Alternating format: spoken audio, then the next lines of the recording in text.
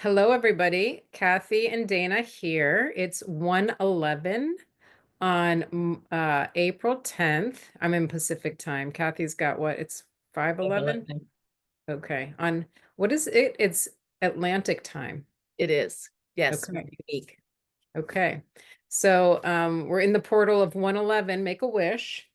And we are currently pulling a card and thinking about the edginess of our experience right now and the uncertainty and all that's happening, all the churning that's taking place within ourselves and outside of ourselves. And the question that we want to explore today is how can I more deeply sense into my own inner knowing and inner wisdom? There's a lot of noise out there. There's a lot of yeah, churning feels like a good word. So how do we get quiet and sense into our own inner knowing and inner wisdom amongst all of that? Yeah, and I would say that when when there's so much churning, I like that word too, Dana, that it is harder to get quiet and it's also harder to trust because sometimes our inner knowing is operating on a different dimension than what's happening in the physical plane right now.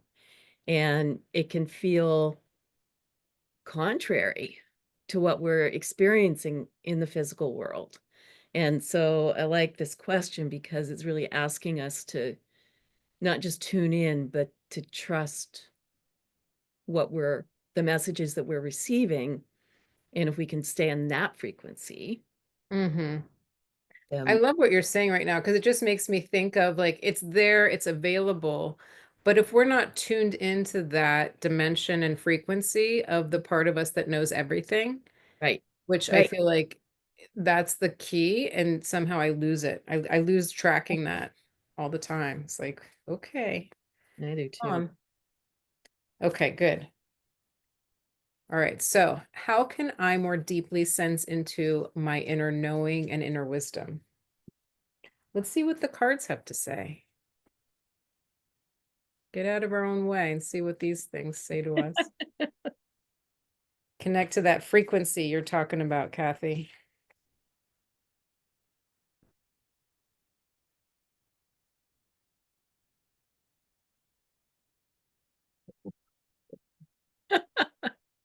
What'd you pull, Dana?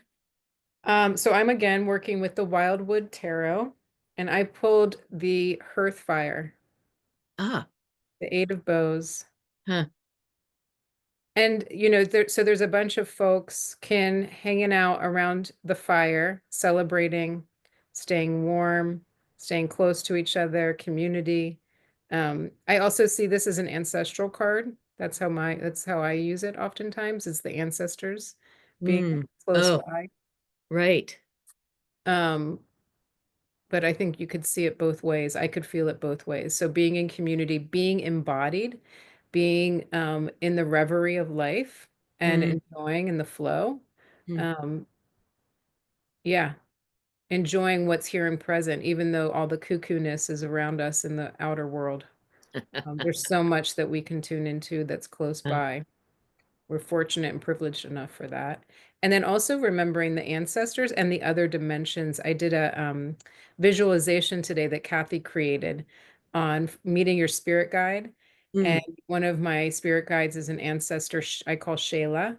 And so she was very present in that moment. And so she was giving me a key to a portal from this visualization. It was a key to the portal to a dimension that's just right here, if Yeah. I just look. So it's kind of Oh, connected to what we just talked about right, um, right. when we started this call, that the dimension, the portal, the frequency of my inner wisdom, my inner knowing is right here when I seek it. I love that. And I really like the connection to the ancestors, especially as we're talking about inner wisdom and inner knowing, because it all flows from higher self and it all flows from these beings that we are connected to. And it is a matter of remembering. And I just side note, the guided visualization that Dana referenced is part of a mini course that we're creating on meeting and connecting to your spirit guide team.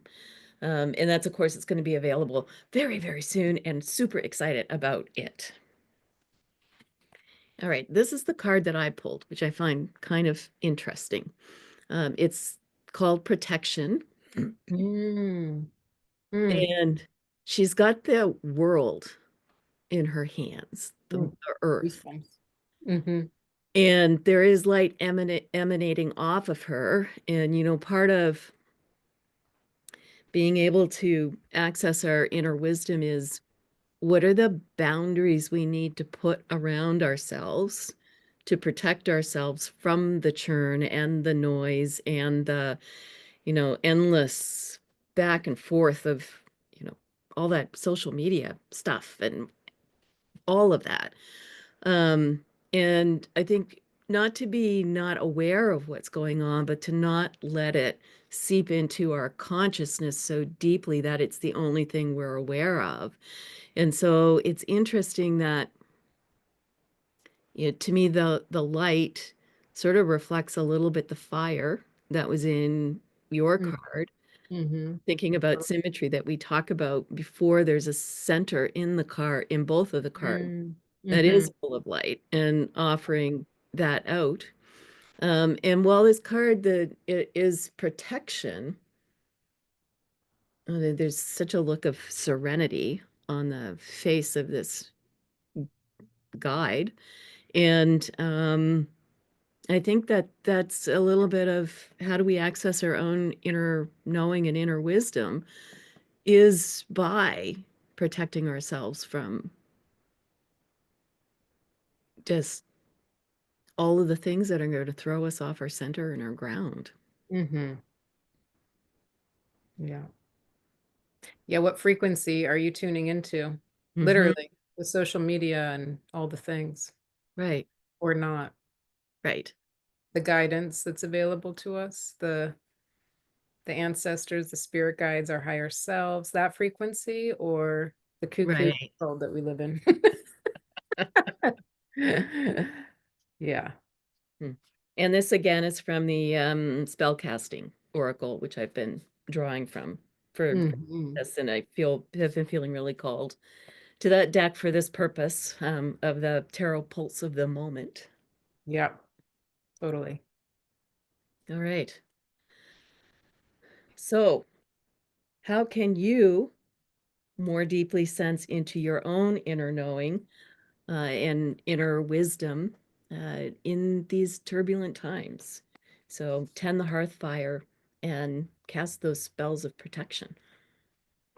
And thanks for Yes. joining us in this call. We're going to have a call, a community call, an Inner Wisdom Studio community call on the April 17th from noon to 2 Pacific. And we would love for you to join us. Bring your Oracle deck, your tarot deck. We'll ask some questions and tune in together and get some wisdom. And have a little bit of fun with it Yeah, all. So, no experience necessary. Just come and play. that kind of fun. Cool.